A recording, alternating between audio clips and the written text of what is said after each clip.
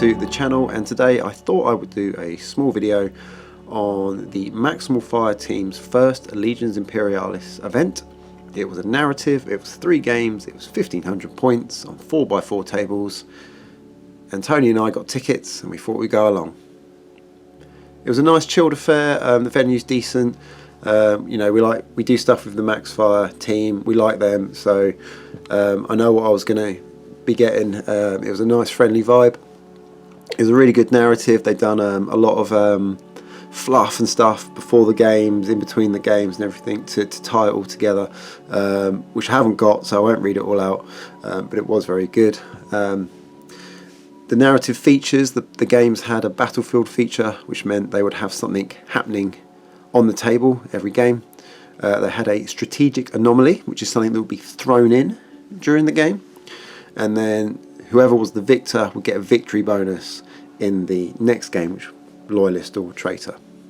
So yeah, 1500 points. I'm not going to talk about our lists because we bat repped game 1. We had access to that. They chucked out like a pre-pack with game 1 showing, but not all the details. Games 2 and 3 were redacted. So we played that. We didn't have the strategic anomaly, but that's fine. And so you'll see that coming out shortly after this video, hopefully, and you can see how that went between Tony and I. I'll briefly go over it because you will see it in the bat rep. Game 1 was Take the Moon. 4x4, you can see there's 5 objectives, a horrendous deployment zone, super up close, 2 VPs for objectives in your zone, 7 VPs if you can get your opponent's objective in their deployment zone, and then 4 VPs for the ones in the middle, and then if you hold 2, one of which is the center in the middle, you get another 4, so it's bonkers points, and it's a very confined area. Battlefield feature is a 3-inch bubble around the objectives, and they give you a shield generator, 5+ in Bun Safe. So that's pretty cool, didn't mind that. What we didn't have in the battle report is the anomaly, which is falling debris on the center of each objective. So all the objectives basically a 5-inch blast, scatters it 2d6, and everything goes bang that's underneath it. Yeah, -2 AP hit with Quake, so that would have been quite interesting. I don't want to give too much away, but you'll see how the game went. So the falling debris would have been quite interesting in our game. We didn't get to play it at the event, I'm afraid, but that is game 1. Game 2 was Close the Breach. So the objectives were, there was less of them and they were more spaced out, and I think that works better probably with Legions. I do have another video. I've got a series of videos coming out lately, and one of them is going to be about how I feel about the game at the moment. So again, I'll try not to give too much away.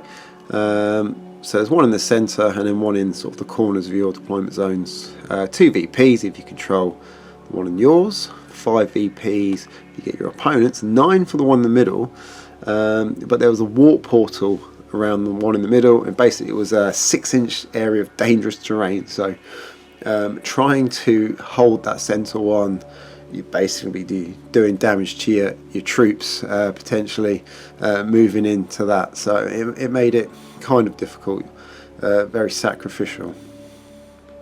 The strategic anomaly was each infantry model within 6 inches of the center of the battlefield resolves a fire. So basically, yes, they ended up fighting themselves with a CAF of 7.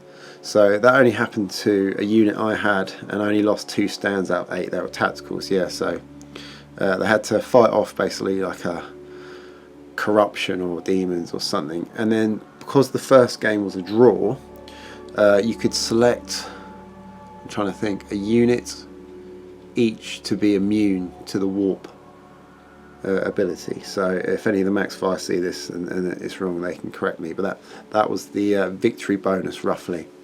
So I played Johnny from Battle Bling for my game 2 for this game, and he'd had a horrendous game 1, and he'd only picked up the game. He started painting some bits, so it was pretty chill the whole affair. He didn't have to bring a fully painted army. A lot of it, like some people hadn't played before, It was like a meet and greet really, and that's why the narrative was such a big thing. But I think the vibe was really good, and everyone, I think, had a great time because of that. So Johnny hadn't really played. He'd had a game the night before, perhaps, and he had a pretty good grasp on the rules. To be fair, he had a decent like list, like Blood Angels with 3 Thunderhawks, which I was like, wow, okay, full of Assault Marines.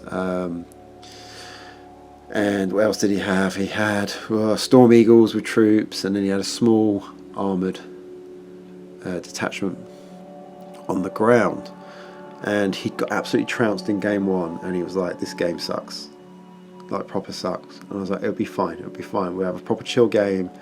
And we kind of did a walkthrough, talk through, we broke down decision making, like when to charge, not to charge, point defense weapons, when to fire Overwatch, when it's better not to, piling moves.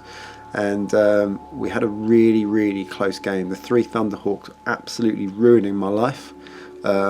I had 2 Xiphons, which I actually bagged the Storm Eagles with all the troops inside and killed all them. That was great. The ground attack was kind of tit for tat for a long time. We decimated each other.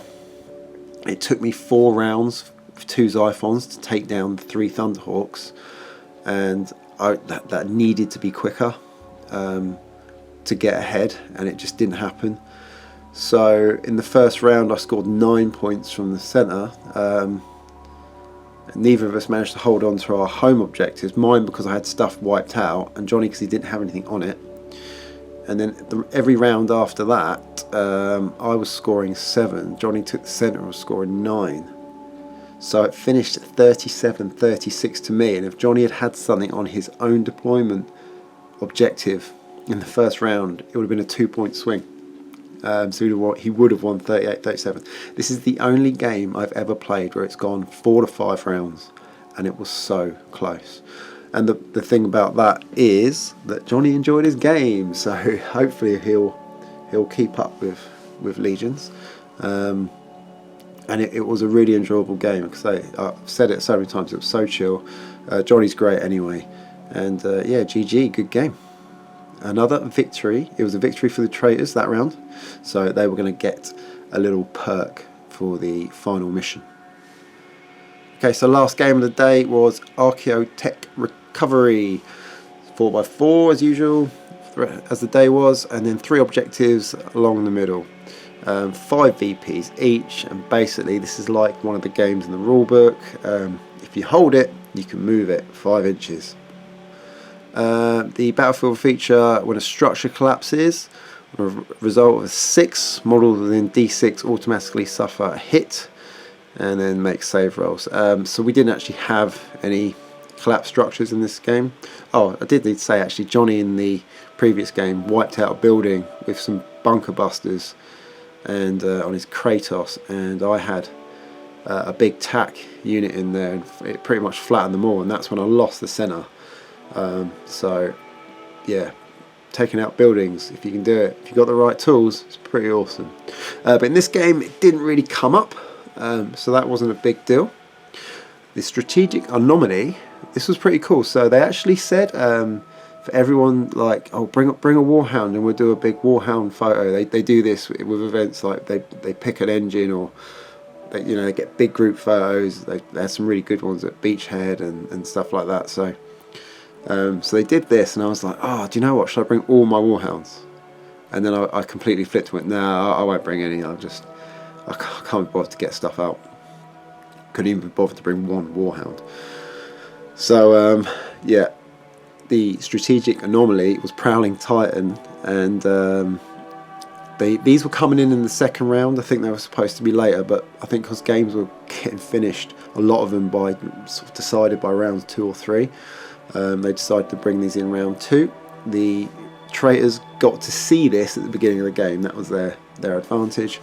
But yeah, you basically turn 2, bring in a warhound for free, and that was all players on both sides. This was kind of cool. It didn't have a massive effect on the game, but it was cool. It was a nice little touch to have that. So luckily Al had brought some spares, so I nabbed one. So I played a great guy called Rich, and he had Ultramarines, he had an armoured company, a demi company, he had loads of infantry and like MSU tanks, and he had 3 Xiphons in 1 detachment, and part of me was a bit scared. It had a Thunderhawk as well with assault troops. He just looked like he outnumbered me big time, and I was a bit like, ooh, I'm not gonna do well here. So my plan was just go for 2 of the objectives, ignore 1, don't spread out, just pick 2, go for them. So I went for the middle one and the one on the left, and I threw my Spartans forward, jumped out with Terminators and started like pushing his line back straight away with charges.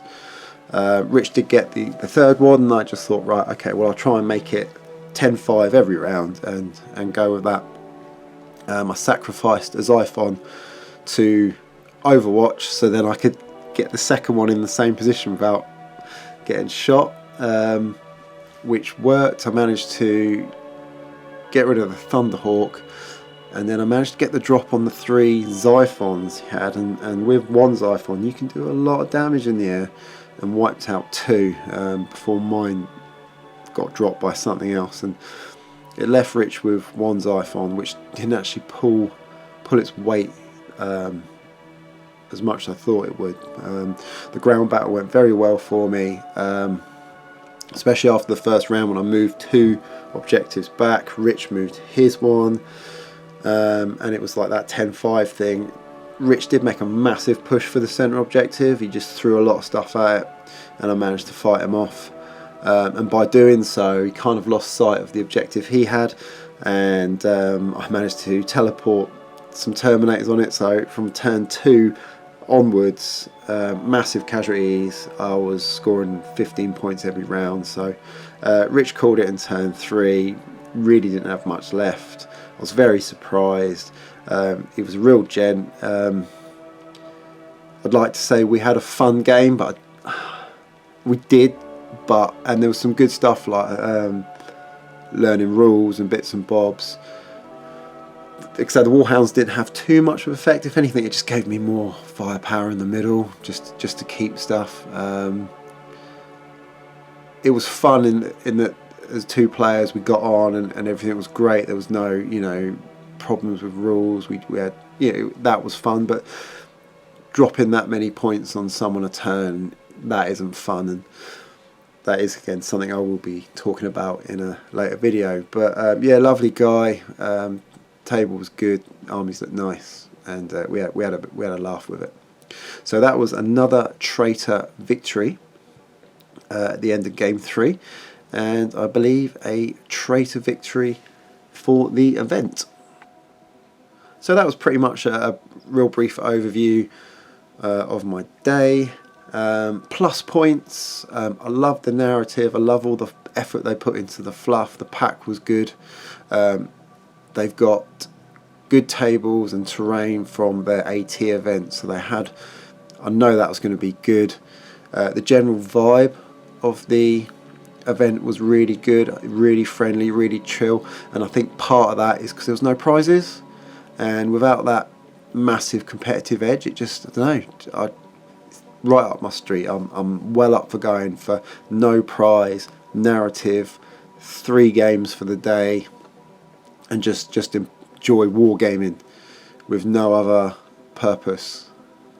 It's well organised. The venue's good. Down at Entoyment, they've got a nice gaming hall upstairs. They've got a decent shop downstairs if you want to buy stuff. They do food and drinks, so you've got everything you need there. I would say 1,500 points is a decent sized game for an event, because if you get a game that's going to go 4 or 5 turns, it's quite a long time. So you don't want the armies to be too big. 1,500 points, you can still take a lot of good stuff. You could go 1,750 at a push, but I thought 1,500 was a nice size game, and I really enjoyed the 2 games I had. And then things had changed, and this isn't a slight on the Max Fire guys at all. This is more of a things that changed because of the game, because of Legions. So I don't think 4x4 is a good size table at all, even 1,500. it lacks manoeuvrability and it becomes a bit of a car park. So if they were doing it again, I'd like to see 1500 points is fine, but I'd like them to push another foot out and go 5x4. The only problem with that, how much terrain have they got? It's difficult to fill bigger tables. So that's one thing I'd like. I wouldn't bother with 5 rounds, 4 rounds max. Just can't see the point of 5. Maybe check results at the end of turn 3. If there's no winner, play around 4 if you've got time. It's a bit of a Armageddon thing, but for an event it's something to consider. Things die quick in Legions, especially if you space the table out, maybe things won't die as much because you haven't got that unit sitting on top of unit. But yeah, it's a minor thing, but I wouldn't bother with 5 rounds. And then Al mentioned it actually, but he's like, maybe you should do like if you're going to do a prize, do a best army prize. I think that's quite nice.